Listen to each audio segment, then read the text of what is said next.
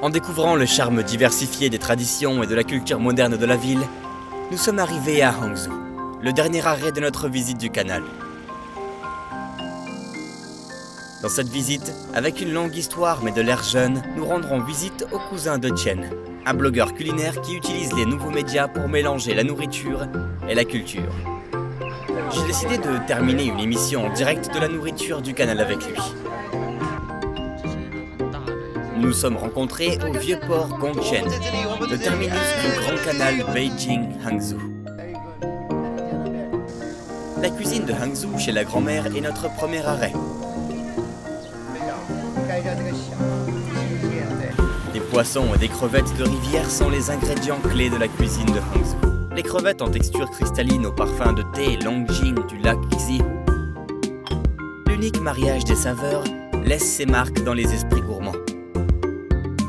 Les poissons frais nourris par l'eau de canal sublimement assaisonnée, sa chair goûteuse et douce. Le poulet sans épices et le poulet au thé intègrent le savoir-faire du nord et du sud, qui maximise la saveur du poulet. Sans parler de la classique de la cuisine Hangzhou, canard saucé de Hangzhou.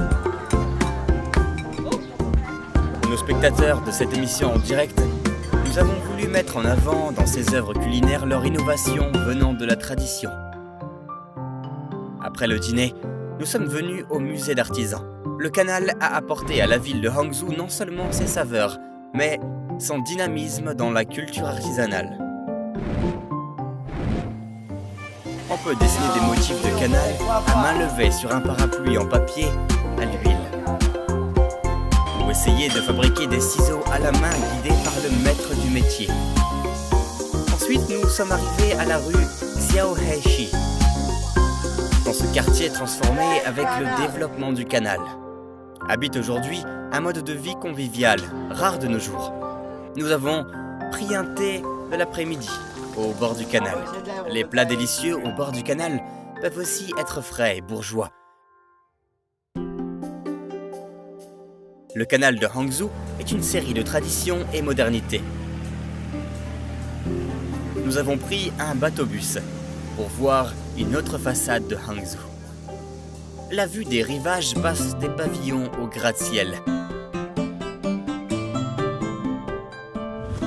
Il est évident que Hangzhou, une ville prospère, contient tant de diversité.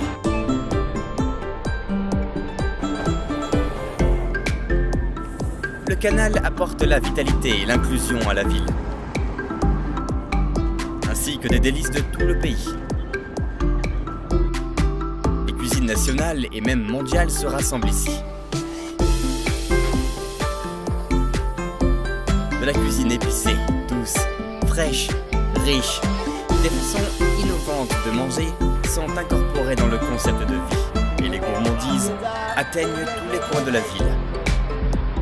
On peut y goûter d'authentiques spécialités nordiques dans ce hub du sud. Le mouton dans la fondue que nous avons manqué à Beijing se trouve bien sur la table à Hangzhou grâce au canal. Le canard laqué n'est plus exclusif à la capitale. À Hangzhou, nous avons aussi pu goûter les écrevisses que nous avions manquées auparavant.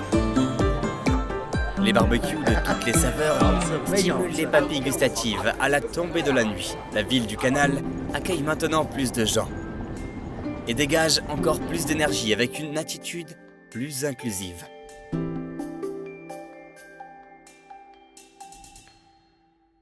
Les canaux de Hangzhou relient le système d'eau de toute la ville. Avec ses lumières colorées, la ville ici brille sur la scène d'une ville animée. Les canaux sont en train de relier la Chine au monde entier.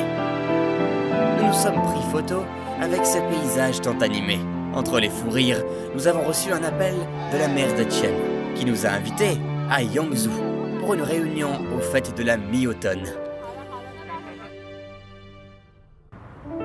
Je me suis rendu compte que cette visite du canal touchait à sa fin. C'est le temps de rentrer.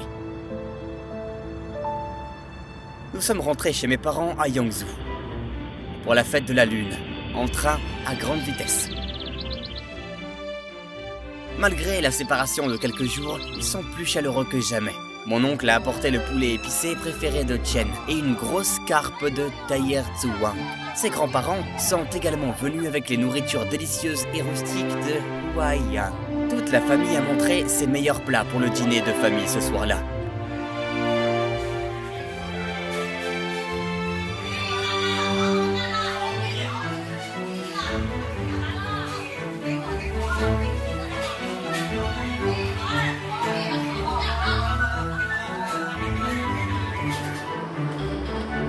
Avec un travail d'équipe, les membres ont sorti les spécialités de chacun,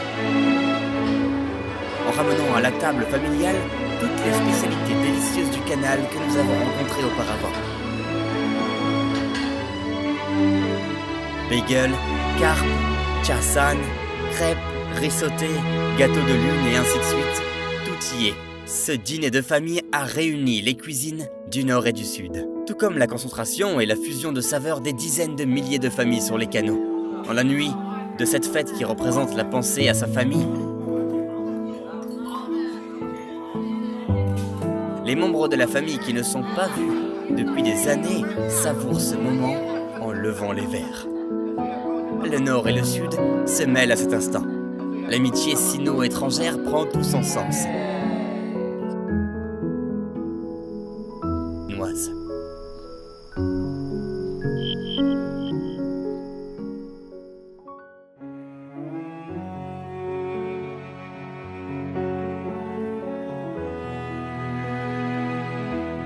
Durant ce voyage sur le canal à travers le Nord et le Sud, j'ai partagé avec milliers de familles leurs repas ordinaires.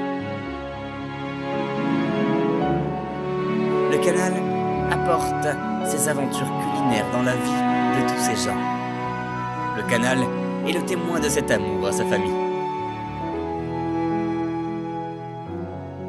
Il est témoin de l'histoire de chaque vraie famille chinoise. La famille est née du canal et se retrouve grâce au canal. Le Grand Canal est ainsi ma famille.